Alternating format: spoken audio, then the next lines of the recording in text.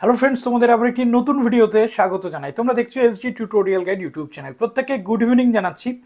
তো আজকের এই ভিডিওতে আমরা ডিসকাস করব প্রাইমারির যে স্কুটিনি বা পিপিআর পিপিএস এবং বিএড সেকেন্ড এবং থার্ড সেমিস্টারের যে পরীক্ষা সংক্রান্ত বিষয় এবং রেজাল্ট থেকে শুরু করে যে বর্তমান সিনারিওগুলো রয়েছে সেই বিষয়গুলোর উপর আলোকপাত করব, কেননা প্রচুর কোয়ারি পাচ্ছি।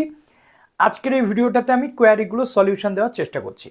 তো যারা নতুন আছেন এই চ্যানেলে, অবশ্যই চ্যানেলটিকে সাবস্ক্রাইব করে পাঁচ টাকা বেল আইকনটি ক্লিক করে দেবেন, যাতে সমস্ত তথ্যগুলো আপনার টাইম টু টাইম এখান থেকে পেয়ে যান। তো একদম প্রথমে আমরা ডিসকাস করব যেটা নিয়ে, সেটা হচ্ছে যে প্রাইমারি টেট যারা 2022-এ দিয়েছিলেন তারা স্কুটিনি বা পিপিআর পিপিএস করতে চাইছেন 10/3/2023 পর্যন্ত এর টাইম রয়েছে। 1000 টাকা করে আপনাদের পিপিআর পিপিএস করতে হবে। কিভাবে করতে হবে? অলরেডি পোর্টাল চালু হয়ে গেছে, 3 মার্চ থেকে আপনারা করতে পারছেন। এবার প্রশ্ন হলো, অনেকে আমার কাছে অ্যাডভাইস চাইছেন বা পরামর্শ চাইছেন যে এ বিষয়ে আপনার কি মত। কারোর জেনারেল ক্যান্ডিডেট 87 পেয়েছেন, 90 পেলে আপনার কোয়ালিফাই হয়ে যেত, আপনি কোয়ালিফাই করতে পারেননি। কারোর ওবিসি ক্যান্ডিডেট 82 পেলে কোয়ালিফাই হয়ে যেত, আপনি 79 পেয়েছেন, 78 পেয়েছেন, 80 পেয়েছেন, কোয়ালিফাই হয়নি। এমতো পরিস্থিতিতে আপনি কি করবেন? এটা আপনার মনে বড় প্রশ্ন। তো প্রথমত আমি বলবো, এই স্কুটিনি বা পিপিআর পিপিএস যদি আপনি নিশ্চিত থাকেন তবেই করবেন, কারোর প্ররোচনায় পা দিয়ে। এমনকি আমিও যদি আপনাদেরকে সাজেস্ট করি তাহলেও করবেন না। নিজের বিচার বুদ্ধিকে কাজে লাগিয়ে আপনি এই পিপিআর পিপিএস করবেন। তো এই পিপিআর পিপিএস এর জন্য আপনি প্রথমে কি করবেন? অ্যান্সার কি যেটা ছিল, অ্যান্সার কিটা আপনি ম্যাচ করাবেন আপনার ওএমআর এর সাথে। এবার এরকম হতে পারে যে আপনি ওএমআরে, অনেকে এই প্রশ্নটা করেছেন যে ওএমআরে কোনো একটা জায়গাতে কোনো একটা প্রশ্নে প্রথমে আপনি একরকমভাবে গোল করেছিলেন, অর্থাৎ উত্তর দিয়েছিলেন, পরে আপনার মনে হয়েছে না সঠিক উত্তর অন্যটা হবে, আপনি পরে সঠিক উত্তরটা প্রডিউস করেছেন। বাট আপনি প্রথমে ভুল উত্তরটাতে গোল করে দিয়েছিলেন। ন্যাচারালি স্ক্যানিংয়ে সেই জায়গাটা কিন্তু ঠিকঠাক হবে না। আপনি নির্দিষ্ট রুলস অনুযায়ী আপনার ওএমআর এর ওই জায়গাটি, ওই প্রশ্নটার জন্য কিন্তু আপনি ডিসকোয়ালিফাই হয়ে গেলেন।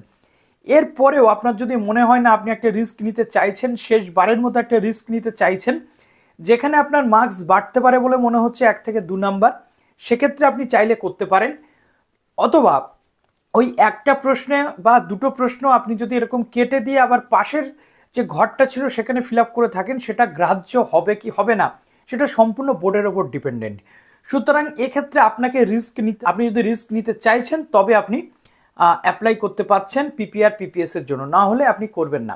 তবে হ্যাঁ, যারা কোয়ালিফাই করেননি, যদি মনে করেন 1000 টাকা খরচ করে আপনার কিছু সুবিধা হতে পারে, কেননা আপনার কাছে হারানোর কিছু নেই, আপনি করতে পারেন। বাট নিজের বিচার বুদ্ধি, আশেপাশের আপনার পরিবারের মানুষদের সাথে আলোচনা করে, আপনার টিচারের সাথে আপনি আলোচনা করে এটা আপনি করতে পারেন। এই জায়গাটা ক্লিয়ার হয়ে গেল। 10 তারিখ পর্যন্ত রয়েছে, আপনি চাইলে করতে পারেন। তবে আমি সাজেস্ট করব, খুব শিওর না হয়ে আপনার 1000 টাকা নষ্ট করে এটা করার কোনো দরকার নেই। যেটা বলতে চাইছি, বিএড ফার্স্ট এবং থার্ড সেমিস্টার, সেকেন্ড সেমিস্টারের ক্যান্ডিডেটদের রেজাল্ট বেরিয়ে গেছে। এখন তো আর এসবিএমসিএম অ্যাপ্লাই করতে কোনো অসুবিধা হওয়ার কথা নয়।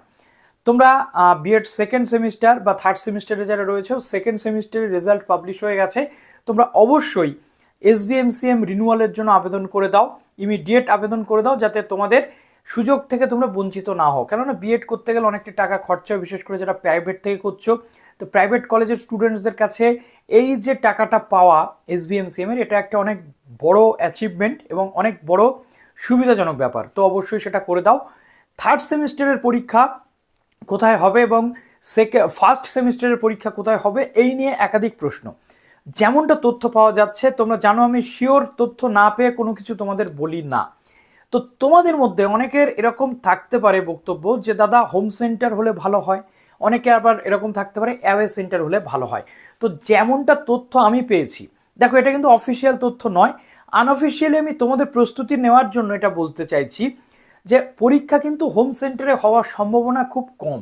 অর্থাৎ অ্যাওয়ে সেন্টার বা অন্য কোনো কলেজে তোমাদের পরীক্ষা হতে পারে। ফার্স্ট এবং থার্ড সেমিস্টার, দুটো সেমিস্টারের পরীক্ষা। ফার্স্ট এবং থার্ড সেমিস্টারের অ্যাওয়ে সেন্টার হওয়াটা কিন্তু খুব পসিবিলিটিস রয়েছে এখনো পর্যন্ত। তো এরপর যেমন তথ্য আসবে তোমাদের সামনে নিয়ে চলে আসবো তথ্যটা। অ্যাডমিট কার্ড বেরোলে তো অবশ্যই তোমরা জানতে পারবে। তো চলো ভিডিওটা এখানে শেষ করলাম। ভালো থেকো সবাই।